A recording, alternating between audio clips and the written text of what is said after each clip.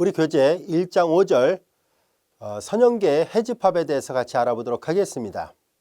우리는 지금까지 1장 1절에서부터 1장 4절까지 선형계에 대한 여러 가지 내용들을 학습을 했었습니다. 처음에는 선형계라는 개념이 무슨 말인지, 그리고 기본 행연산이란 말, 그리고 우리가 행축약 알고리즘이라는 것을 통해서 사다리꼴 행렬을 만들어 간다든가 기하 사다리꼴을 만든다든가 하는 것을 알아봤었습니다. 이와 같은 것은 선형계를 첨가행렬 또는 확대행렬을 이용해서 해를 구하는 과정을 설명했었고요. 그리고 1장 3절에서는 우리가 벡터방정식 표현이라는 것을 학습을 했었습니다. 즉 선형계를 벡터방정식 형태로 표현하는 방법을 알아봤었고요. 그리고 1장 4절 바로 앞 시간까지 우리가 학습했던 내용들은 행렬방정식 형태를 생각을 했었습니다. 자, 이제 이 절에서는 바로 이와 같은 선형계가 주어졌을 때 우변이 0이 되는 선형계를 따로 명칭을 붙일 겁니다. 동차 선형계라 말을 붙일 것인데요. 이와 같은 동차 선형계가 주어졌을 때 해 모양과 우변이 0이 아닌 그런 선형계를 앞으로 이제 비동차 선형계라 얘기를 할 텐데요. 동차 선형계의 해 특징과 비동차 선형계의 해 특징에 대해서 알아보려는 것이 이 절의 학습 목표입니다. 자, 우선 용어를 하나 학습을 해보도록 하겠습니다. 바로 동차 선형계라는 것을 정의하려고 하는데요. 그리 어렵지 않습니다. 앞서 우리가 배웠던 행렬방정식 표현 ax = b의 꼴에서 b가 제로 벡터로 되어 있을 때를 동차 선형계라 얘기를 합니다. 우리 앞에서 제로 벡터라는 것을 약속을 했었죠. 구성 성분이 다 0으로 되어 있는 그런 벡터를 우리는 제로 벡터라 얘기를 했었습니다. 자, 그래서 동차 선형계에 다음같이 약속되어 있습니다. 자, 우리는 ax = b의 꼴에서 만약에 우리가 이런 모양에서 b가 제로일 때입니다. b가 제로 벡터일 때 이렇게 되면은 즉 다시 쓰면은 ax = 제로죠. ax = 제로, 이것을 우리는 뭐라 얘기를 하냐면은 우변이 0이 되는 이런 꼴의 선형계를 우리는 동차 선형계라 얘기를 합니다. 동차 또는 우리말로 번역할 때 이제 동차라고도 하지만은 제차라고도 번역해서 쓰고 있습니다. 동차 선형계라 얘기를 합니다. 이 동차란 말은 우리가 homogeneous equation이란 말이에요. System of homogeneous equations, 이것을 우리말로 동차 선형계라 번역해서 사용하고 있습니다. 그래서 homogeneous라는 이 수학적인 표현은 우변이 0이다 라는 뜻을 담고 있어요. homogeneous 라는 말의 의미, 앞서 얘기한 것처럼 우변이 0이다라는 그런 의미가 있다는 것을 알아두세요. 그래서 이 표현이 나오면은 여러분들이 책을 읽을 때 이런 표현이 나오면 우변이 0이구나 라고 생각하면 됩니다. 이런 표현은 우리가 선형대 수학뿐만 아니라 미분방정식이나 공학수학 같은 문제 우리가 다룰 때, 방정식 문제를 다룰 때도 homogeneous equation 또는 non-homogeneous equation 이런 표현을 많이 사용하고 있거든요. 그래서 이런 표현은 우변이 0이다 라는 뜻이 있다라고 알아두세요. 자, 이제 이렇게 됐을 때를 우리는 동차 선형계라 얘기를 합니다. 그러면은 여태까지 우리 얘를 그냥 선형계라고만 얘기를 했었는데 이런 꼴을 그러면 동차 선형계라 얘기를 했다면 만약에 이 b가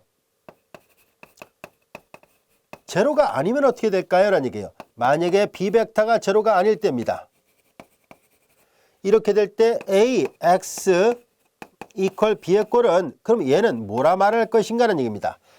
얘가 0이면 동차라고 얘기를 하지만 0이 아니면은 동차가 아니다 라는 뜻에서 비동차 선형계라 얘기를 하겠습니다. 즉 조금 더 자세하게 용어를 세분화시켜서 우리가 다루자라는 뜻이에요. 그러니까 비동차 또는 이제 비제차 이렇게 하면 되겠죠. 비동차 선형계라 합니다. 이해됐죠? 그래서 non-homogeneous라는 뜻이에요. 이제 앞으로 이 b벡터가 제로 벡터 아니면 비동차 선형계라 얘기를 할 것이고 b벡터가 제로 벡터라면 동차 선형계라 말을 하겠습니다 라는 뜻이에요. 자, 이제 우리는 왜 이렇게 용어를 구별하고 있습니까 하는 문제를 생각해 봐야 되겠네요. 우리는 앞에서 비동차 선형계는 해가 없을 수도 있고요. 해가 있다면 유일하게 하나만 있을 수 있고 또한 해가 무수히 많을 수도 있다라고 얘기를 했었는데요. 이 동차를 따로 다루는 이유는 바로 이 동차 선형계는요. 앞서 이런 경우라면 셋 중에 하나라고 얘기를 했지만 동차인 경우에는 해가 없는 경우가 존재하지 않습니다. 다시 말해서 불능인 경우가 없다는 것을 알 수 있어요. 왜 그런지를 곧 우리가 모양 때문에 잘 살펴보면 알 수 있는데요. 항상 해가 존재합니다. 동차 선형계는 언제나 해가 존재한다는 사실인데요. 왜 그럴까 하는 거예요. 한번 살펴보도록 할까요? 자, 이 AX 이퀄 제로꼴을 다시 한번 살펴보겠습니다. AX 이퀄 제로꼴을 다시 한번 잘 살펴본다면 우리가 벡터 방정식 형태로 표현을 바꿔보도록 하겠습니다. 행렬 A의 열벡터를 A1, A2, 그리고 AN 이렇게 열벡터 있고요. 그 다음에 X라는 벡터가 역시 이렇게 있어요. X1, X2, XN 이와 같이 되어 있습니다. 자, 그리고 이것이 제로 벡터인데요. 그냥 이거 제로 벡터 이렇게 쓰겠습니다. 앞서 우리가 이 기호표기 하는 방법 다 알고 있죠? A1 열벡터에다 X1의 스칼라벨을 합니다. A2 열벡터에다가 X2 스칼라벨을 하고요. 그리고 이들을 다 결합하죠. 이와 같이 AN 열벡터에다가 XN을 곱해서 다 더한 것이 제로 벡터라는 뜻인데요. 여기 잘 보세요. 여기 X1, X2, XN 성분들로 이루어진 벡터가 바로 X벡터입니다. 그런데 여기 잘 보세요. 아주 특별한 X1부터 XN에다가 아주 특별한 값들 하나 넣어 볼까요? 바로 0을 대입해 보도록 하겠습니다. 여기다도 0, 여기다도 0, 여기다도 0을 다 대입을 해봐요. 즉, 0, 0, 0, 0이니까 제로 벡터를 넣어보라는 얘기입니다. 여기에다가 제로 벡터를 넣어보면은 당연히 어떻게 되겠어요? 어떤 벡터에다 0 곱하고 어떤 벡터에다 0 곱하고 다 0 곱해서 다 더해버리면 당연히 제로가 나오죠. 그래서 이렇게 X1부터 XN에 이렇게 모두 0이 되는 그런 해가 반드시 존재한다는 것을 알게 됐습니다. 일반적으로 이런 꼴에는 해가 존재하지 않는 경우도 있었는데 동차 선형계에서는 그렇지 않구나 하는 것을 알게 됐습니다. 해가 항상 있다는 것을 알게 됐어요. 이와 같이 X1부터 XN을 모두 다 0을 대입해서 만들어진 이런 해는 X가 0이 되는 해가 반드시 있어요. 그래서 이런 해를 우리가 뭐라 얘기를 하냐면 너무나 당연하지 않느냐라는 의미에서 트리비얼 솔루션이라 얘기를 하겠습니다. 트리비얼 솔루션 우리말로 당연한 해 또는 자명한 해라고 번역해서 사용하고 있습니다. 그래서 여기 보다시피 트리비얼 솔루션, 자명한 해라는 말이 있어요. 따라서 이런 동차 선형계에서는 언제나 자명한 해가 반드시 존재합니다. 그러다 보니까 너무 밋밋하죠.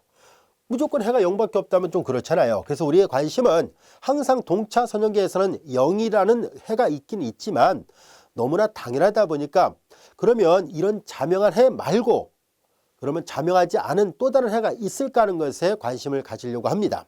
자, 그래서 동차 선형계에서 우리의 주된 관심 사항은 자명하지 않은 해를 찾는 것이 우리의 주 목적입니다. 자명하지 않은 해, 난트리벨 솔루션을 우리가 보통 비자명한 해 이렇게도 말을 하는데요.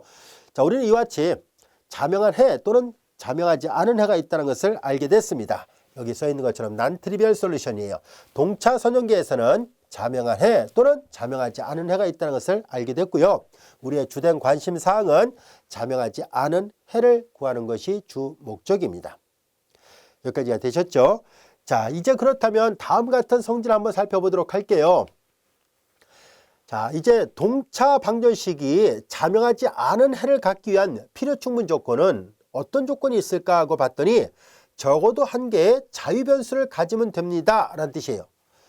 선생님이 따로 정리라 쓰지 않고 그냥 참고라 써놨던 것은 왜 그러냐면 우리 지금까지 배웠던 사실을 잘 종합해보면 당연하네 라는 것을 알 수 있어요. 왜냐하면 자유변수를 갖는다는 얘기는 결과적으로 보다시피 자명하지 않은 해를 갖는다는 말과 동치라는 것을 알 수 있어요. 자, 우리 한번 볼까요? AX 이퀄 제로꼴에서 얘를 첨가행렬로 바꿔보면은 A1 그리고 A2 AN 제로 벡터 이렇게 돼 있어요. 자, 이제 여기다가 기본 행렬선을 적용하죠. 행동치가 되는 행렬을 만들 거예요. 그래서 사대꼴을 만든 다음에 기하 사대꼴까지 쭉 만들어 볼 거예요. 자, 그런데 만약에 쭉 해봤는데요. 쭉 했는데 매트릭스의 모양을 쭉 이제 여기서 이제 했다고 가정하겠습니다. 이건 이제 열 벡터예요. A1 벡터, A2 벡터, AN 벡터, 제로 벡터인데요. 쭉 했을 때 적어도 하나의 자유변수를 갖는다는 얘기는 무슨 말일까 하는 얘기인데요. 여기 보다시피 동차 선형계니까 우변이 다 0이에요. 자, 이거 첨가행렬입니다. 자, 자유변수를 갖는다는 얘기는 우리가 이해를 돕기 위해서 책에는 이렇게 점선이 없어요. 근데 편의상 선생님이 설명할 때 이게 첨가행렬이라는 것을 강조하기 위해서 편의상 점선을 그어서 강조하도록 하겠습니다. 자, 앞에 계수행렬은 바로 얘네들입니다. 얘네들인데요. 여기다가 기본행렬선을 적용해서 행동치가 되는 행렬을 만들었을 때, 자, 우리는 앞에서 추축이라는 것을 공부했었고요. 그 다음에 추축렬을 우리가 생각한 적이 있었죠. 자, 그래서 우리가 이렇게 추축렬이 있었다라고 가정해봐요. 쭉 있어요. 자, 이제 있을 때, 자, 만약에 이렇게 있을 때, 자, 여기는 이제 추축렬이 없다라고 보겠습니다. 그러면 이렇게 되면 어떻게 돼요? 해가 무수히 많은 경우에 해당되잖아요. 그렇죠? 왜냐하면 자유변수를 갖는다는 얘기니까요. 해가 무수히 많을 수밖에 없다는 것을 알 수 있어요. 앞서 얘기했었죠. 우변이 0이 되는 동차 선형계는 불능인 해가 없다라고 얘기를 했었습니다. 불능이 나올 리가 없어요. 최소한도 하나, 제로라는 해가 있거든요. 그래서 불능은 없어요. 그래서 해가 유일하거나 아니면 무수히 많거나 둘 중에 하나밖에 없는데요. 만약에 자유변수가 나타난다는 얘기는 무슨 말일까요? 유일하다는 얘기는 아니잖아요. 그렇죠? 그래서 무수히 많은 해를 갖는다는 것을 알 수 있습니다. 자, 무수히 많은 해를 갖는다는 것, 그게 바로 뭘까 하고 봤더니 자명하지 않은 해를 가질 경우를 말한다는 것을 알 수 있습니다. 자, 이제 여기 잘 보세요. 우변 0이 되는 동차 선형계는요. 무조건 0이 되는 해를 당연히 가져요. 자, 이제 그리고 그것 말고도 해가 있으려면은 이런 식으로 자명하지 않은 해를 가지려면은 자유변수가 있어야 됩니다는 얘기예요. 추축이 들어가는 열이 기본 변수고요. 추축이 없는 열이 당연히 자유변수 역할을 하니까 x1은 뭐, x2도 뭐, x3도 뭐 이렇게 가면서 다른 어떤 변수로 표현된다는 것을 말해주는데요. 이 모양을 잘 보면 이거 당연한 얘기겠구나 하는 것을 알 수 있어요. 그래서 자명하지 않은 해를 갖는다. 0 이외에 다른 해를 가지려면은 그러면 자유변수가 있어야지 무수히 많은 해를 가지구나 라는 것을 알 수 있어요. 좀 더 구체적으로 우리가 예를 들어가면서 하나하나 살펴보도록 하겠습니다. 아무래도 이런 추상적인 개념들은 예문을 들어보면 좀 더 수월하게 이해할 수 있기 때문인데요. 자, 예제를 하나 풀어보도록 하겠습니다. 다음 동차 연립 방정식이 자명하지 않은 해를 갖는지를 말하고 그때 해집합을 표현해 보세요 라는 얘기입니다. 자, 이제 예제 1번 한번 풀어보도록 할까요? 자, 예제 1번 한번 풀어보겠습니다. 이거 지우고 여기다 한번 풀어보도록 할게요. 자, 이제 우리는 동차 선형계를 이제 첨가행렬을 이용해서 표현해 보도록 하겠습니다. 여기에 3, 5, 그리고 마이너스 4, 그리고 편의상 여기다 강조를 하기 위해서 이렇게 점선을 그어 볼게요. 굳이 점선을 그을 필요는 없어요. 단지 선생님이 그냥 계산하기 좋게, 이해하기 좋게, 구별하기 좋게 점선을 그어놓은 것 뿐입니다. 이제 마이너스 3, 그리고 마이너스 2, 그리고 4, 0이고요. 그 다음에 6, 1, 마이너스 8, 그리고 0, 이와 같이 되어 있습니다. 자, 이제 여기에다 기본 행렬선을 적용하도록 하겠습니다. 기본 행렬선을 적용하면은, 자, 여기다 할까요? 자, 우리는 리딩 엔트리가 나타났죠? 그러면 주성분 아래가 다 0으로 되어 있어야 되니까 3, 5, 마이너스 4. 자, 이제 1행에다 1배에서 2행에다 더하니까 0이 되죠? 1배에서 더하니까 3이 되고 1배에서 더하니까 0이고 0입니다. 마이너스 2배에서 더하니까 0이고 마이너스 2배에서 더하니까 마이너스 9예요. 마이너스 2배에서 더하죠? 마이너스 2배니까 8, 여기가 0이 되는군요. 여기 0이 나왔어요. 자, 이제 또 기본 행렬선 적용합니다. 3, 5, 마이너스 4. 자, 두 번째의 리딩 엔트리는 3입니다. 자, 요 밑에가 0으로 나와야 되잖아요. 그래서 3배에서 더하니까 여기가 0이 됐습니다. 이렇게 되네요. 자, 이제 사다리꼴은 됐어요. 이제 우리는 기약 사다리꼴을 만들어야 되겠죠. 그래서 우리는 한 번 더 연산을 하도록 하겠습니다. 우리는 기약 사다리꼴을 만들기 위해서 리딩 1을 만들어야 되거든요. 그래서 선두1이라고 보통 얘기를 합니다. 첫 번째에다 3분의 1 곱합니다. 1, 3분의 1 곱했어요. 근데 이걸 이렇게 해도 되고요. 또는 이 순서를 여길 먼저 1 만든 다음에 해도 되고 상관은 없습니다. 뭐 순서는 어떻게 바꿔도 상관없으니까 이렇게 한번 해볼까요? 자, 선생님이 좀 더 편하게 해볼게요. 순서는 상관이 없습니다. 두 번째에 3분의 1 먼저 곱하면 이렇게 되죠. 그 다음에 아직 리딩 1을 안 만들었어요. 자, 그런 다음에 이제 0, 0, 0. 두 번째에 0, 1, 0, 0이고요. 자, 이제 여기 위를 먼저 0으로 만들게요. 꼭 이걸 먼저 1 만들고 나중에 이렇게 안 해도 돼요. 마이너스 5배에서 더합니다. 마이너스 5배에서 더하면 3, 0, 마이너스 4, 0 이렇게 돼요. 이해됐죠? 그런 다음에 이제 첫 번째에다가 3분의 1 곱하면 1, 0. 리딩 1을 만들어야지 그래야만이 기하사대꼴이 됩니다. 그래서 3분의 1 곱하니까 이렇게 되죠. 자, 그래서 순서는 상관이 없어요. 여러분들이 편한 대로 하기 바라고요. 어떤 순서로 오든지 간에 기하사대꼴은 유일하게 하나밖에 없다라고 얘기를 했었으니까 처음에 여기다가 3분의 1을 하려고 했었잖아요. 그렇게 한 다음에 나중에 차곡차곡 변형을 시켜서 기하사대꼴을 만들었다 할지라도 최종 결과는 지금 여기 계산한 결과랑 똑같이 나옵니다. 여러분들이 한번 경험을 해보세요.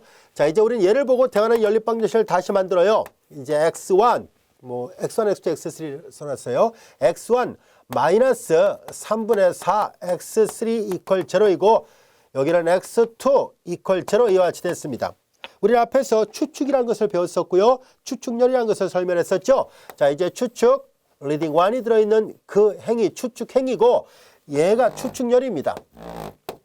자, 이제 여기 계수행렬에서 열의 총개수는 3개인데요.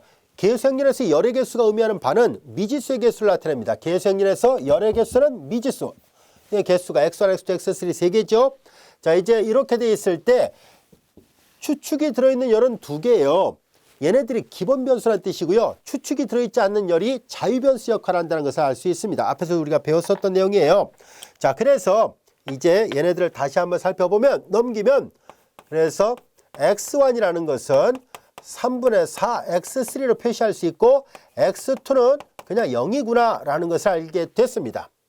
여기까지가 됐죠. 자, 그렇다면 x1, x2, x3가 x벡터라 얘기를 했을 때 x벡터는 다시 한번 써볼까요? x벡터는 x1, x2, x3로 구성되어 있는데 얘네들은 x1이 3분의 4 x3가 되고 x2는 0이고 x3는 그냥 x3예요.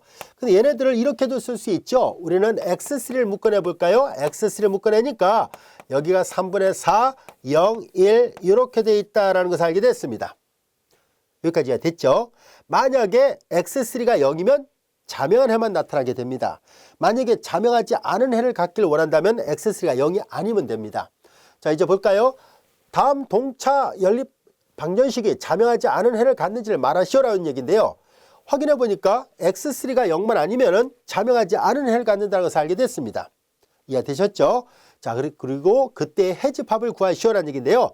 우리는 요 벡터의 상수배로 표시가 됐잖아요. 그래서 이런 것들로 이루어진 집합이라고 해서 표시를 하면 됩니다. 해를 다 표시했으니까 생략하도록 하겠습니다. 자, 이제 이 예제 1번 이해되겠죠? 자, 그래서 우리는 여기 잘 보세요. 앞에 했던 걸 다시 한번 보겠습니다. 자명하지 않은 해를 가지려면 적어도 한 개의 자유변수를 갖는 것이다 라는 얘기인데요. 보세요. x3가 자유변수잖아요. x3가 1이면 3분의 4, 0, 1이 답이 되고 x3가 만약에 2가 되면은 3분의 8, 0, 2가 답이 되니까 x3가 자유롭게 선택됨에 따라서 해가 무한히 많이 나타난다는 것을 알 수 있습니다. 여기까지가 됐죠. 그래서 이 말의 의미를 이 예제를 보면 우리가 충분히 알 수 있다는 것을 알게 됐습니다. 자명하지 않은 해를 가지려면은 얘네들은 자유변수가 있어야 되겠구나 라는 것을 알 수 있습니다. 자, 이제 우리는 여기에서 3분의 4, 0, 1은 공간상 R3상에서 제1성분이 3분의 4, 제2성분이 0, 제3성분이 1로 되는 벡터를 나타냅니다. 그리고 x3배를 했다는 얘기는 적당한 상수배를 했다는 뜻입니다. 그래서 원점을 통과하는, 왜냐하면 x3가 0이면 다 제로가 되니까 원점을 통과하는 벡터인데요. 그 벡터를 시각적으로 알아보기 위해서 그림으로 우리가 형상화시키면 이렇게 됩니다. 자, 이제 여기가 x1, x2, x3를 했을 때 x2 성분이 제로이고 x1이 3분의 4, x2가 1로 되어 있잖아요. 그래서 그 벡터를 여기서 그대로 좌표평면 공간상에다 이렇게 표시를 해보니까 이 벡터인데요. 이 벡터에다 적당한 상수배를 했잖아요. 그래서 이 벡터에다 상수배했다는 얘기는 확대 내지는 축소 또는 방향 전환을 나타낸다라고 얘기를 했었는데요. 결과적으로 해집합은 이 벡터의 상수배로 다 표현이 되는군요. 이 벡터의 상수배로 표현됐다는 얘기니까 만약에 이 벡터를 여기 있는 것처럼 V 벡터라 한다면 V 벡터의 상수배니까 하나의 벡터로 생성이 됐다는 것을 알 수 있습니다. 자, 그래서 이 그림에 보면 알 수 있듯이 스팬 이렇게 해놓고 V라 표시한 것입니다. 따라서 해집합을 표시를 해보니까 스팬교를 이용해서 표시를 해보려고 해요. 앞으로 동차 선형계를 해를 표현할 때 이 스팬교를 써서 즐겨 사용하려고 하거든요. 그래서 잘 이해를 해둬야 될 기호표기예요. 자, 그래서 동차 선형계의 해집합은 이제 스팬 이렇게 되는구나 라는 것을 알게 됐습니다. 요걸 편의상 V 벡터로 놓을게요. 그림상으로 이걸 V라 놓은 거거든요. 그래서 이렇게 해집합이 이렇게 되는구나. 즉 여기서 잘 보세요. 자유변수가 하나가 있었을 때 하나의 벡터로 스팬이 됩니다. 뒤에 가서 또 배우겠습니다만 자유변수가 두 개가 있으면 두 개의 벡터로 스팬이 되고 자유변수가 세 개가 생기면 세 개의 벡터로 스팬이 된다는 것을 확인해 볼 수 있습니다. 자, 이제 우리는 이 그림 이해됐죠? 그래서 동차 선형계는 이렇게 원점을 통과하는 어떤 벡터로 생성되게끔 해집합이 표현되는구나 하는 것을 알 수 있고요. 하나의 자유변수가 있다면 원점을 통과하는 직선으로 생성이 됩니다. 자, 이제 그렇다면 물론 자유변수가 하나가 아니라 뭐 두 개, 세 개 이렇게 있을 수 있거든요. 그래서 그런 내용들을 또 추가적으로 학습을 해 보도록 하겠습니다. 자, 그래서 예제 2번을 한번 볼까요? 다음 동차 연립 방정식의 모든 해를 다 구해보세요 라고 되어 있습니다. 자, 근데 이거 방정식이 하나밖에 없잖아요. 그쵸? 방정식이 하나뿐입니다. 자, 그러다 보니까 이런 방정식은 어떻게 표현되는지를 알아보려고 하고, 그리고 이 예문을 풀면서 우리는 이 방정식이 기하학적으로 어떤 의미가 있는지를 알아보려고 합니다. 우리는 앞에 1장 1절에서 설명할 때요, 이렇게 문자가 3개인 1차 결합 이퀄 0이거나 여기가 상수가 있거나 이렇게 됐을 때 공간상의 평면의 방정식이다 라고 말한 적이 있었는데요. 기억나시죠? 바로 그런 의미를 여기서 다시 한번 되짚어 보려고 합니다. 물론 좀 더 자세한 내용은 뒤에 가서 좀 더 자세하게 학습을 해볼 것이고요. 우리는 이런 꼴에 문자가 3개이고 방정식이 하나밖에 없는 이 방정식이 기하학적으로 어떤 의미가 있는지를 알아보려고 합니다. 자, 우선 여기서 잘 보세요. 자, 주어진 식에서 얘네들은 뭐 행렬을 만들 것도 없이 그냥 간단하게 방정식 하나뿐이잖아요. 자, 그래서 우리는 x1은 다음같이 10x1부터 먼저 쓸까요? 넘기면 3x2 플러스 2x3가 될 것이고, 따라서 x1은 10분의 3x2 10분의 2x3 이렇게 됩니다. 여기까지가 됐죠? 자, 그래서 우리 여기서 잘 보면은 이 방정식을 만족하는 해는 이렇게밖에는 표현이 되지 않네요. 다시 말해서 문자가 3개인데 방정식이 하나밖에 없으니까 어느 2개의 문자가 결정이 돼야 나머지 하나를 결정할 수 있다는 것을 알 수 있습니다. 즉 2개를 결정해야지 하나를 결정할 수 있다는 뜻이에요. 자, 이렇게 될 때 이 해를 어떻게 표현할까 하는 문제가 생기는데요. 자, 이제 이 해를 표현하기 위해서 우리는 다음 같은 매개 방정식 표현 방법을 한번 학습을 해보려고 합니다. 자, 매개 방정식 표현 방법 그리 어렵지 않습니다. 그리고 매개 변수를 선택하는 것은 여러분들이 그냥 편한 대로 쓰면 돼요. 예를 들어서 x2가 뭔가 결정되고 x3가 결정되면 그때서야 x1이 결정되지요. 그래서 보통 이때 우리는 x2를 그냥 편의상 뭐 책하고 다른 교를 써도 상관없습니다. 예를 들어서 우리가 알파를 쓴다고 가정해 볼까요? 편의상 알파를 썼다고 가정을 해 보겠습니다. 그리고 x3를 베타로 써볼까요? 베타를 한다면 그러면 x1은 뭐가 되겠어요? x1은 10분의 3 알파, 그리고 그냥 10분의 2로 그냥 쓸게요. 약분하지 않고. 자, 이렇게 됩니다. 그러다 보니까 우리는 이 방정식을 만족하는 해를 우리가 생각하려고 하는데요. 그 해를 x벡터라 해볼까요? x벡터는 x1, x2, x3인데요. 얘네들은 x1은 보다시피 10분의 3 알파 플러스 10분의 2 베타가 됐고요. x2는 알파를 놨고 x3를 베타를 놨었잖아요. 여기까지가 됐죠? 자, 이제 여기에서 우리는 벡터의 스칼라배와 벡터와 벡터끼리 덧셈을 우리 앞에서 약속을 했었잖아요. 그래서 그 기호 표기를 잘 보세요. 쉽게 말해서 이 식에 알파가 들어있는 항과 이 식에 베타가 들어있는 항으로 구별을 해보도록 하겠습니다. 알파가 들어있는 항은 첫 번째 항에 10분의 3 알파, 두 번째 항에 1 알파, 세 번째 항에 알파가 없어요. 이번에는 베타 들어있는 여기에 첫 번째 항에 10분의 2 베타 있고요. 여기는 알파만 있지 베타가 없죠. 베타 여기 있네요. 여기까지가 됐죠. 자, 그래서 이 방정식을 만족하는 해는 이 벡터의 상수배, 이 벡터의 상수배에 의해서 그들의 결합으로 표현됐다는 것을 알게 됐습니다. 여기까지가 됐죠. 자, 그래서 우리는 앞에서 했던 것처럼 이렇게 V 이렇게 표시를 했었던 것처럼 얘도 뭐 V1, V2 이렇게 표시를 해보든지 아니면 UV 이렇게 표시해 보도록 할까요? 이 벡터를 예를 들어서 그냥 V1 벡터라 해보겠습니다. 편의상 UV라 써도 되고요. 그 다음에 이제 두 번째 벡터를 우리가 편의상 V2 벡터를 한번 해볼게요. 그러면 결과적으로 해 X는 어떻게 표현됐어요?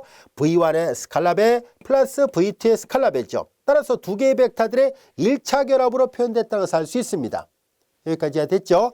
자, 그래서 노란색 벡터 V1과 빨간색 벡터 V2들의 1차 결합으로 표현이 됐다는 얘기는 이 두 개의 벡터에 의해서 생성된다는 것을 말해주고 있습니다. 자, 그러면 조금 전에 풀었던 이 예문은 하나의 벡터로 생성이 됐었는데 이 해집합이 하나의 벡터로 생성이 됐었는데 하지만 이제 이걸 만족하는 해집합 X는 두 개의 벡터로 생성이 되는구나 라는 것을 알게 됐습니다. 자, 그래서 우리 이렇게 쓸 수 있겠군요. 여기다 써볼까요? 여기다 써볼게요. 그래서 이제 이 해집합 X는 두 개의 벡터로 생성되는구나 라는 것을 알게 됐습니다. V1과 V2입니다. 여기까지가 됐죠. V1과 V2로 생성됐다라는 것을 알 수 있어요. 자, 이와 같이 우리는 물론 여기서 알파 베타는 이미 상수인데요. 만약에 알파 베타가 동시에 제로가 된다면 당연히 우변 0이라는 동차 선형계의 일종이니까 자명한 해를 당연히 갖고 있다는 것을 알 수 있습니다. 알파 베타가 만약에 적어도 어느 하나라도 0이 아니라면 자명하지 않은 해를 갖는다는 것을 알 수 있어요. 여기까지가 됐죠. 자, 그러면 두 개의 벡터로 생성됐다는 얘기는 뭘까요? 얘네들은 두 개의 벡터로 생성됐다는 말의 의미를 기하학적으로 좀 알아보기 위해서 그림을 좀 살펴볼까요? UV로 표시했었네요. 책에서는 여기를 U, 여기를 V라 썼다 보면 되겠네요. 자, 이제 노란색을 U, V, 빨간색을 V라 놓은 다음에 이 그림서로 보면 U와 V가 이렇게 있을 때요. 결과적으로 조금 아까 살펴봤던 이 방정식을 만족하는 해집합은 이 노란색과 빨간색에 의해서 생성되는 그림사로 보면 알 수 있듯이 공간을 가로지르는 평면의 방정식이다라는 것을 알게 됐습니다. 그래서 앞에서 얘기했던 것처럼 미지수가 3개가 있고 1차 결합으로 되어 있는 방정식은 보다시피 공간상의 평면의 방정식을 나타내게 되고요.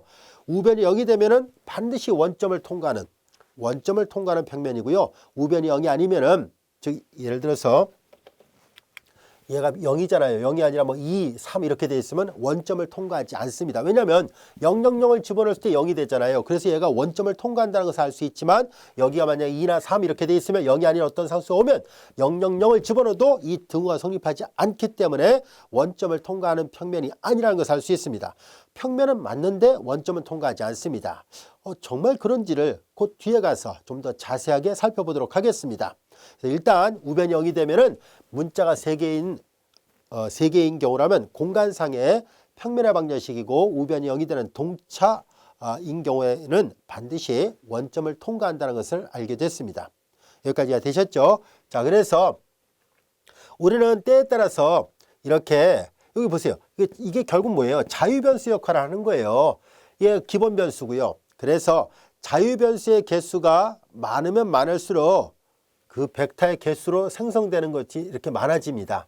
자유변수가 하나밖에 없으면 하나의 벡터로 생성되고 자유벡터가 2개라면 2개의 벡터로 생성됩니다. 자유벡터가 하나인 경우라면은 그러면 당연히 어떻게 되겠어요? 공간상의 원점을 통과하는 어떤 직선을 나타내고 자유변수가 2개라면 이 그림에서 보는 것처럼 공간상의 원점을 통과하는 어떤 평면이다라는 것 이해되셨죠? 자, 이제 우리는 지금까지 살펴봤던 것 조금 더 정리를 좀 해보도록 하겠습니다. 별로 어려운 내용 아닙니다. 지금까지 설명했던 걸 요약하는 거에 불과해요. 자, 동차 방정식 AX = 0의 해집합은 적당한 벡터에 대하여 해집합을 이렇게 P개의 어떤 벡터들에 의해서 생성되는 집합으로 표현할 수 있습니다. 자유 변수가 하나면은 하나의 벡터로, 두 개면 두 개의 벡터로, 세 개면 세 개, 여기 P는 P개의 벡터로 생성할 수 있다. 이런 뜻이에요. 즉 AX = 0이라는 동차 선형계에서 만약에 0밖에 없더라.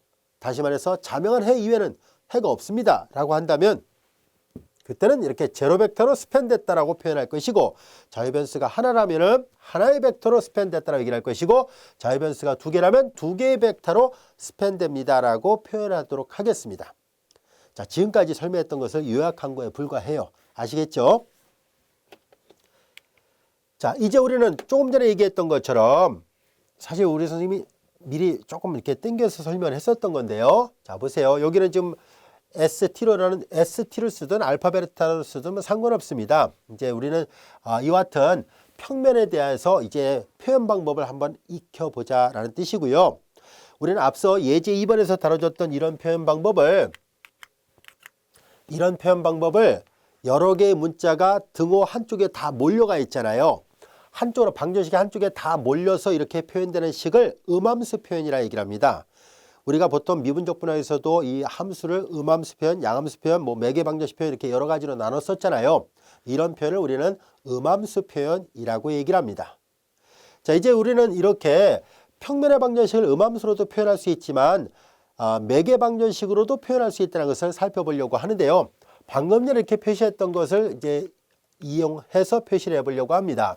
평면에 대한 표현 방법이 조금 전에 했던 것처럼 음함수 표현도 있지만 이와 같이 매개 변수 벡터 방정식 표현도 있습니다 라는 얘기예요. 즉 이렇게 어떤 평면상에 있는 모든 벡터를 어떤 두 개의 벡터들의 1차 결합으로 이렇게 표현할 수 있어요. 그렇죠?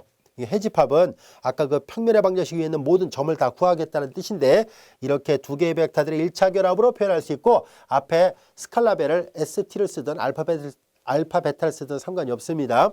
자, 그 다음에 이제 마찬가지로 이건 평면을 결국은 매개 변수가 두 개가 있어야 되고요. 즉 두 개의 벡터로 생성돼야 되고, 만약에 직선이라면 하나의 벡터만 있으면 충분합니다 라는 뜻이에요.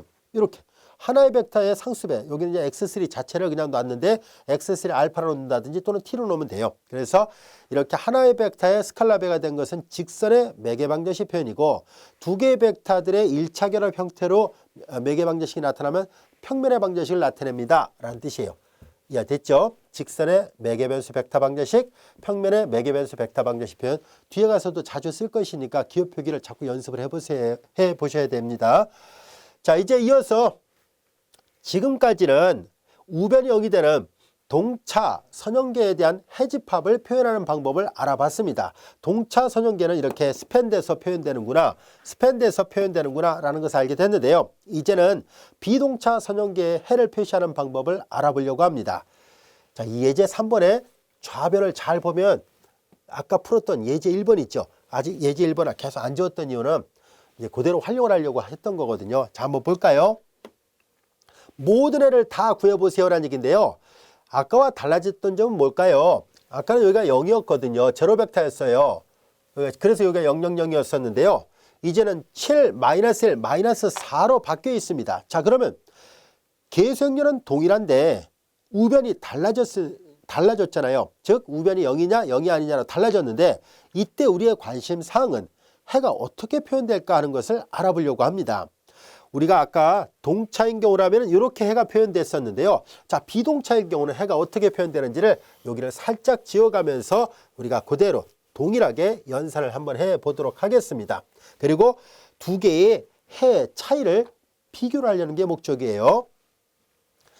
자, 여기에 7, -1, -4예요. 자, 앞서 여기 7 그대로 있고요. 어떻게 연산했는지 알 수 있죠? 1행에 1변에서 2행에다 더했어요. 그래서 리딩 엔트리 아래가 다 0이 나오게끔 해야 되기 때문에 무조건 여기 0을 만들어야 되거든요. 그래서 1배에서 더했으니까 1배에서 더하니까 6이죠. 마이너스 2배에서 더했거든요. 여기다 마이너스 2배예요. 마이너스 27이 14, 마이너스 4를 더하니까 마이너스 18이 나왔어요. 여기까지 됐죠? 이건 7 그대로 쓰고요. 두 번째는 그대로 썼네요. 그 다음에 여기 어떻게 했어요? 3배에서 더했군요. 그렇죠? 3배에서 더하니까 이게 지워졌어요. 3배에서 더하니까 3, 6, 18이 되니까 이게 0이 나오는군요. 그렇죠? 이거 똑같이 썼네요. 그 다음에 여긴 0이었으니까 됐고요. 그 다음에 어떻게 했어요? 그렇죠? 3분의 1 곱한 꼴이군요. 3분의 1 곱하니까 여기가 2가 나왔습니다. 여기까지 이해됐죠? 자, 그 다음에 이제 얘네들 또 어떻게 했는지 볼까요? 맨 밑에 0은 그대로 0이고요. 여기도 그대로 썼어요. 자, 그 다음에 어떻게 했어요? 마이너스 5배에서 더했잖아요. 마이너스 5배에서 더했죠? 마이너스 5배에서 더하니까 마이너스 10 플러스 7이니까 마이너스 3이 같이 됐습니다. 여기까지 이해됐죠? 자, 그 다음에 여기서 여기 넘어올 때 어떻게 됐나요? 여기는 0 그대로 있고요. 여기 2 그대로 있고요. 그 다음에 그렇군요. 3분의 1 곱했군요. 리딩 1을 만들기 위해서 3분의 1 다 곱했어요. 3분의 1 곱했을 때 여기가 3분의 1 곱하니까 마이너스 1이 나오죠. 이렇게 됐습니다. 자, 아까는 여기가 다 0이었었는데 이거 모두 0이니까 이걸 할 필요 없고요. 맨 밑에 방정식은. 자, 이제 지금은 0이 아니죠. 자, 그래서 여기를 보면은 여기가 2가 됐어요. 좀 강조하기 위해서 다른 색깔로 표시할게요. 여기가 2가 됐고요. 그 다음에 여기는 뭐가 됐어요? 마이너스 1이 됐죠. 넘어갔습니다. 아까는 여기가 0이었으니까 뭐 아무것도 더 할 게 없었는데 지금은 넘어가고 마이너스 1, 넘어가고 2가 있었던 거예요. 요 옆에다 따로 쓸게요. 자, 이렇게 됐습니다. 자, 그러다 보니까 이제 해 x1과 x2가 조금 전에는 이렇게만 표시가 돼서 V벡터 하나로 스팬됐다라고 말했었는데 지금은 이제 그렇지 않네요. x1은 x3의 3분의 4 마이너스 1이고 x2는 2로 되어 있다는 것을 알게 됐으니까 방금 전에 계산했던 이거랑 구별해 보려고 합니다. 그 해를 여기다 표시하도록 하겠습니다. 그리고 동차 선형계와 비동차 선형계의 해 표현 방법의 차이점을 알아보려고 합니다. 어느 정도 관련은 있는데 똑같지는 않습니다. 그래서 약간의 차이점이 생기는데 그 차이점을 구별해 보려는 것이 우리의 학습 목표예요. 자, 이제 우리는 x1, x2 계산을 해보도록 하죠. x1, x2, x3를 계산합니다. 똑같이 x라 표시를 해보도록 하겠습니다. 자, 이제 x 벡터를 표시해 볼 때 x1, x2, x3예요. 자, 그런데 x1은 확인해 보니까 3분의 4 x3 마이너스 1이에요. 3분의 4 x3 마이너스 1이고 그리고 x2는 2가 됐습니다. x2는 2. 그리고 x3는 특별한 관계가 없으니까 x3는 그대로 x3예요. 여기까지 됐죠? 자, 이제 여기에서 우리는 식을 잘 관찰해 보니까 다음과 같이 표현할 수 있다는 것을 알 수 있습니다. 벡터의 상수배와 벡터의 덧셈의 원리를 이용하면 주어진 식은 자, x3가 들어있는 부분과 x3가 들어있지 않는 부분으로 이렇게 구별이 가능하고요. x3는 처음하고 세 번째 있어요. 여기에 3분의 4가 있고요. 3분의 4 밑에는 1이고요. 여기는 x3가 없으니까 0입니다. 자, 그리고 여기는 아예 x3가 없잖아요. 여기는 나머지는 마이너스 1, 그 다음에 여기는 2, 그 다음에 여기는 0, 이와 같이 되어 있습니다. 물론 x3는 이미의 상수입니다. 자, 그래서 우리는 앞에서 했던 거랑 또 비교해 보도록 하겠습니다. 앞서 풀었던 거 이 노란색으로 이렇게 묶어놨던 기호를 잘 보세요. x3 3분의 4 0 1. 자, 요거를 v라 표시한다면 여기 있네요. 3분의 4 0 1. 얘가 v에 해당되는군요. 요거를 이제 v벡터로 놓아 보겠습니다. v벡터. 그럼 여기 잘 보세요. 근데 여기는 그런데 여기 뭔가 다른 게 붙어 있잖아요. 얘는 교재처럼 그냥 p라 써서 표시를 해보겠습니다. 이 벡터는 p 벡터라 놓겠습니다. 상수 벡터예요. 자, 그래서 해를 잘 들여다 보니까 x3 v 벡터 더하기 p 벡터예요. x3를 그냥 스칼라 값을 t라 표시를 해보도록 하겠습니다. 이제 x3를 t라 놓고요. 단 t는 임의 실수란 뜻입니다. 그러면 우변이 0이 아닌 비동차 선형계의 해 x는 이렇게 쓸 수 있네요. x3를 t로 놨었으니까 t 그리고 v 벡터입니다. 그리고 플러스 p 벡터예요. 여기까지 이해 됐나요? 이것이 바로 비동차 선형계의 해 모양입니다. 그런데 참고로 동차 선형계의 해는 어떤 모양이었는지 살펴볼까요?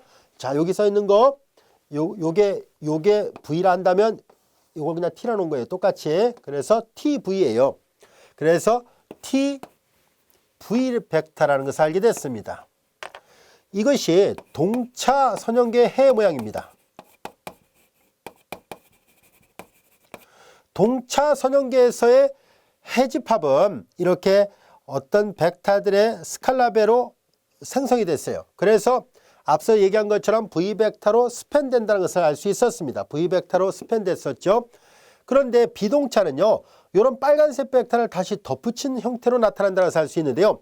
얘만 없다면 동차와 비동차는 해가 어느 정도 관련이 있었구나 하는 것을 알 수 있습니다. 말을 바꿔서 얘기할까요? 이제 우리는 앞으로 동차 선형계는 앞서 얘기했었죠. 여기도 썼다 지웠습니다만 동차란 말은 호모지니어스 이퀘이션의 의미를 우리말로 번역해서 동차 또는 제차라 얘기를 한다라고 얘기를 했었잖아요. 그래서 동차인 경우라면 H를 써서 표시를 해볼게요. 편의상 호모지니어스 이퀘이션의 약자를 써서 H를 쓴다면 이렇게 표시를 한다라고 가정해 볼게요. 서로를 좀 구별해 보려고 하는 것 뿐이에요. 그러면 비동차 선형계는 그럼 어떻게 표현할 수 있다는 뜻인가요? 여기가 XH로 바꿔놓을 수 있다는 얘기니까 비동차 선형계는 그러면 자연스럽게 X라는 해는 XH, X라는 해는 XH 동차 선형계 해 더하기 그 다음에 요 빨간색으로 표시했는 P벡터 이런 꼴이구나 라는 것을 알게 됐습니다. 비동차 선형계는 동차 선형계 해에다가 그 다음 P를 더해서 만든 꼴이다 라는 것을 알 수 있는데요. 이때 P는 뭘까 하는 얘기입니다. 이 P를 잘 들여다 볼까요? 이 P는 마이너스 1, 2, 0은 해가 마이너스 1, 2, 0이라는 얘기인데요. 이해를 돕기 위해서 이렇게 A하고 B 사이에다가 X를 직접 얘를 넣어 보겠습니다. 다시 말해서 T가 0이었던 꼴이라고 가정해버리면 X는 P만 남죠. 즉 저 방정식을 만족하는 해가 아주 특수한 형태로서 P가 있는지를 한번 알아보려고 하는데요. 이해를 돕기 위해서 여기다가 한번 써보도록 하겠습니다. 자, 우리는 A, X 이퀄 B의 꼴에서 요 식에다가 대입을 해보려고 하는데요. 자, 매트릭스 3, 5, 마이너스 4, 마이너스 3, 마이너스 2, 4, 그리고 6, 1, 마이너스 8이고요. 오른쪽에 B는 7, 마이너스 1, 마이너스 4죠. 자, 우리 여기 X 대신에 T가 0이라고 가정한다면 T가 이미 실수였으니까 0일 수도 있잖아요. T가 0이면 X 이퀄 P라는 아주 특별한 경우가 얻어지는데요. 여기다 마이너스 1, 2, 0을 한번 넣어 보겠습니다. 그리고 행렬의 곱을 계산해 봅니다. 마이너스 3 플러스 10이니까 7 맞군요. 행렬 계산해 볼까요? 플러스 3 마이너스 4 플러스 3 마이너스 4니까 마이너스 1 맞죠? 행렬 계산해 볼까요? 마이너스 6 플러스 2 마이너스 4 맞습니다. 그래서 이거는 이 방정식을 만족하는 하나의 해가 되는구나 라는 것을 알게 됐습니다. 이 빨간색으로 표시했던 이 P를 우리는 뭐라 얘기를 할 것이냐면 얘를 앞으로 특수해라 얘기를 하겠습니다. 얘를 이 비동차 선형계의 특수해라 얘기를 할 것입니다.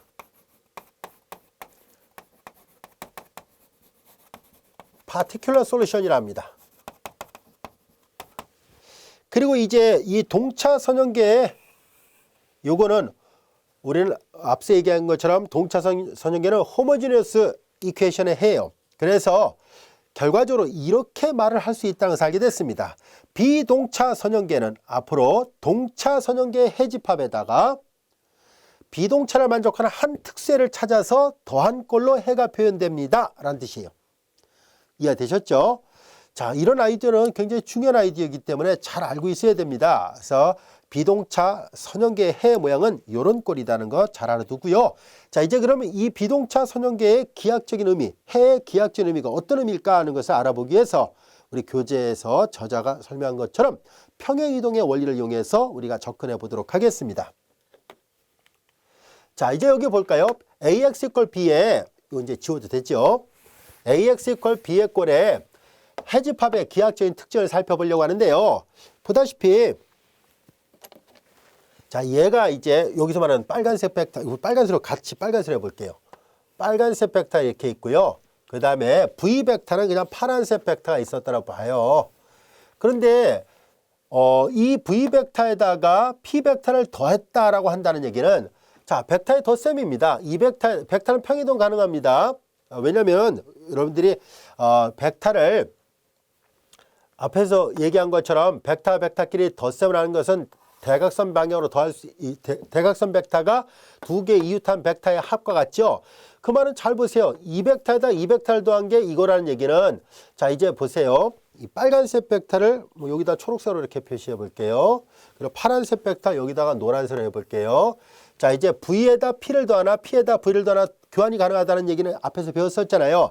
그래서 자연스럽게 이거에다가 이거를 더하나 이거에다 이걸 더하나 똑같이 이렇게 간다는 얘기거든요. 이건 마치 물리학에서 다뤄지는 힘의 합령 원리를 이용한다고 생각하면 돼요. 자 그래서 이렇게 자연스럽게 벡터는 평이동시키는 것도 가능하고요. 나중에 벡터 좀 더 자세하게 다룰 기회가 있어요. 그때 가서 좀 더 언급을 할게요. 그래서 요만큼을 더한 꼴이라서 이 V 벡터가 여기까지 와 있다면 P 벡터를 더한다는 얘기는 이렇게 요 벡터를 그대로 더했다는 얘기고 벡터의 덧셈이 이렇게 됩니다. 이건 힘의 합령 원리가 똑같아요. 조금 부분적인 설명한다면 이런 말입니다. 만약에 어떤 물체가 있습니다. 어떤 사람이 이쪽 방향으로 이 물체를 끌어당기고요. 어떤 사람이 이 방향으로 이 물체를 끌어당기면은 자연스럽게 이 물체가 이동하는 방향은 대각선 방향으로 이동을 합니다. 즉 A하고 B가 둘 다 끈을 매달아 놓고 이렇게 잡아당기면 이렇게 이동을 하죠. 그래서 바로 이렇게 우리가 간단한 실험을 통해서도 힘의 합령은 평행사변형 원리를 적용하는 것과 같다는 것을 알 수 있고요. 요 벡터를 A 벡터, 요 벡터를 B 벡터 할 때 앞서 A하고 B를 더한 것은 B하고 A를 더한 것과 같다라고 얘기를 했었죠. 그래서 이것은 교환이 가능하다는 뜻인데요. 그 말은 무슨 말일까 하고 봤더니 A에다 B를 더했다는 얘기인데요. 자, 벡터는요. 크기와 방향이 바뀌지 않으면 위치에 상관없이 두 개의 벡터는 같다라고 얘기를 합니다. 벡터의 상등 관계는 크기와 그리고 크기가 줄어들거나 방향이 바뀌거나 그러지 않는다면 어디에 있든 간에 두 개의 벡터는 서로 같아요. 즉 성분이 같기만 하면 무조건 같다라고 얘기를 했기 때문에 그래서 크기가 같고 방향만 같다면 여기 있는 벡터도 A 벡터고 여기 있는 벡터도 A 벡터라는 뜻이에요. 마찬가지로 크기가 같고 방향이 같다면은 여기 있는 벡터가 B 벡터면 여기 있는 벡터도 B 벡터라서 자연스럽게 A하고 B를 더했다는 얘기는 이거하고 이걸 더했다는 말도 되지만 A하고 B를 더했다는 말도 되고요. 교환이 가능하니까 B하고 A를 더했다는 말도 같고요. 그들 모두는 이 대각선 방향으로 가는 벡터를 의미하게 됩니다. 그래서 자연스럽게 V 더하기 P라는 얘기는 자연스럽게 이 벡터를 그대로 평행이동시킨 꼴로 이렇게 이 P 벡터만큼을 평행이동시켜서 나타난 것, 덧붙인 것과 같게 나온다라는 것을 알게 됐습니다. 이 그림이 말하고자 하는 바는 그거예요.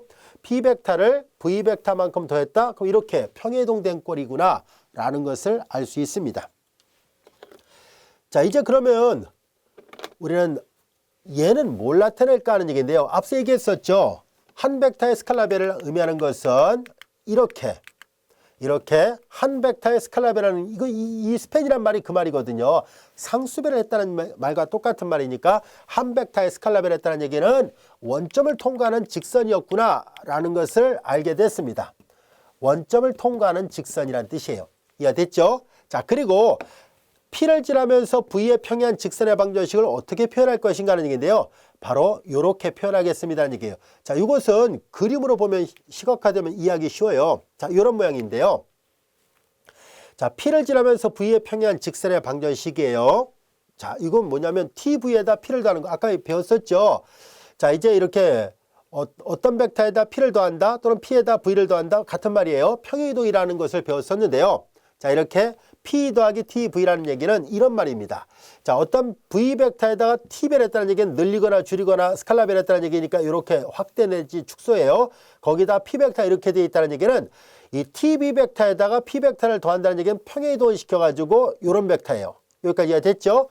그래서 둘을 비교해 보니까 이게 그런 모양이잖아요. TV 플러스 P. TV 플러스 P의 꼴이니까 결과적으로 이 위에 파란색 직선은 TV는 밑에 있는 검은색 직선이에요. 아시겠죠? 그래서 얘는 잘 보니까 우변형이 되는 동차 선형계의 해를 나타내는 그림이라면 이 위에 파란색 그림은 비동차 선형계를 나타내는 그림이구나 라는 것을 알 수 있습니다. 이해되셨죠? 그대로 해집합이 평행이동되어 있습니다 라는 것을 설명해 주고 있습니다. 어려운 개념 아닙니다. 여러분들 충분히 이해할 수 있어요.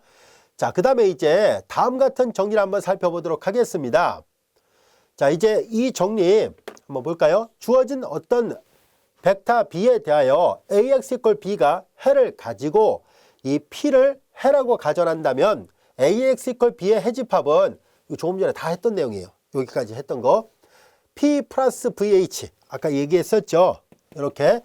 요거를 이제 XH 대신에 VH를 쓴 것 뿐입니다. 그래서 P는 어떤 특수예요. 그래서 이제 여기 P를 해라 얘기를 했으니까 이걸 만족하는 한 특수를 P라는 것 뿐이에요. 그리고 VH는 동차 방정식에 이미 해가 됩니다. 라는 뜻이고, 그래서 이 W를 표시했을 때 W는 P 더하기 VH 형태의 해집합이 됩니다라는 얘기예요. 자, 증명이라고 했습니다만 사실 지금까지 다 설명을 했던 거라서 그리 낯설진 않을 텐데요. 간략하게 기호 표기를 한번 설명을 해보도록 하겠습니다. 어려운 내용은 아닙니다. 자, 이제 여기서 P는 우리가 여기서 설명한 것처럼 특수해라 얘기를 하는데요. 자, 한번 살펴보도록 할까요? 자, 이제 얘가 과연 이거의 해집합이 될까요? 라는 얘기예요. 이때 AX 이퀄 0의 이미 해를 VH라 놓는다라고 얘기를 했었죠. 자, 이제 그러면 AX 이퀄 제로꼴의 해를 가정을 합시다. 이미 가정을 해놨으니까 VH라 놓겠습니다. 자, 그러면 이제 자, 이제 여기 AX 이퀄 B의 꼴, 여기 뭐 그냥 화면상으로는 대문자 썼는데 그냥 우리가 벡터로 이렇게 표시할게요. 자, 이제 AX 이퀄 B에서 이거 말을 이어서 쓰는 게 낫겠군요. 이것이라 하고, 자, 이거의 한 특수를 P 벡터라 놓겠습니다. 여기 P라 했었죠. 자, 이제 우리는 이 방정식을 만족하는 해가 이런 꼴인지를 알아보려고 해요. 그래서 직접 이 W라는 벡터를 대입해 보도록 하겠습니다. W의 모양은 P 플러스 VH예요. P 플러스 VH예요. 자, 우리는 앞에서 우리가 1장 4절에서 행렬 방정식 표현에서 이거 분배된다는 것을 다 배웠어요. A 가로 열고 V U 더하기 V라면 AU 더하기 AV가 된다는 걸 배웠었죠. 자, 그래서 행렬의 덧셈에 대한 분배 법칙으로부터 AP 플러스 AVH와 같이 됩니다. 여기까지 됐죠. 그 다음에 이제 여기서 잘 보세요. 이 P 벡터, 여기 벡터로 표시를 했어야 되겠군요. 자, AP 벡터는 뭐예요? 이걸 만족하는 한 특수니까 X가 P, X 대신에 P를 대입하면 이거 B가 나온다는 얘기니까 얘가 바로 B예요. 그 다음에 AVH는 뭘까요? X 대신에 VH를 대입하면 제로가 나온다라는 뜻이에요. 제로 벡터예요. 그래서 여기가 제로 벡터군요. 제로는 우리 앞에서 뭘 배웠어요? 덧셈에 대한 항동원이라 얘기를 했었죠. 그러니까 얘가 B 벡터밖에 되지 않네요. 그렇죠? 덧셈에 대한 항동원이니까. 따라서 AW 벡터는 B 벡터가 됐다는 것을 알게 됐습니다. 그래서 AW 벡터 B 벡터가 됐으니까 그 말은 곧 W 벡터는 정말로 비동차 선형계의 해가 맞다는 것을 알게 됐습니다. 여기까지가 됐죠. 그래서 마무리하면은 이제 말로만 더 쓰면 돼요. 따라서 W 벡터는 P 벡터 플러스 VH는 분명히 AX 이퀄 B라는 이 행렬 방정식의 해가 맞습니다. 해이다라는 얘기예요. 증명이 끝났습니다. 별로 어렵지 않죠? 쉽게 이해할 수 있는 그런 성질이었었습니다. 조금 전까지 다 배웠던 걸 다시 한번 글로 남겨놓은 것 뿐이에요. 자, 이제 우리는 여기서 말하고자 하는 것은 뭘 나타내는지 한번 볼까요?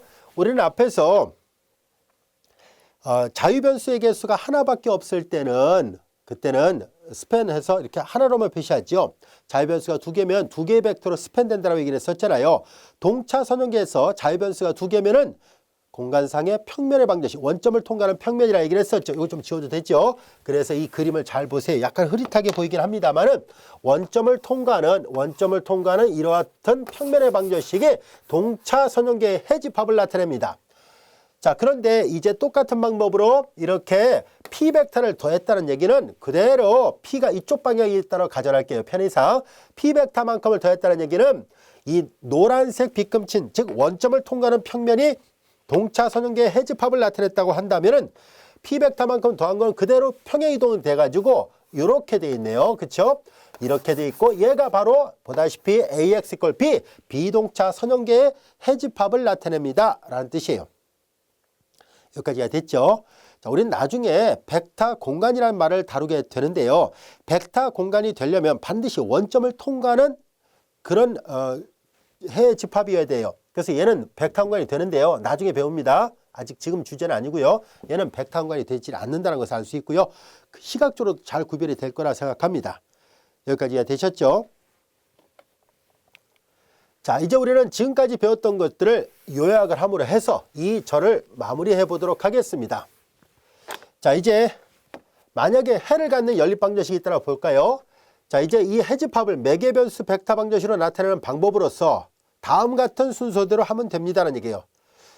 자, 1번 첨가행렬의 행을 축소하여 기하사대꼴로 만들고 각 기본 변수를 자유변수로 나타낸다. 우리 앞에서 다 했던 내용이죠.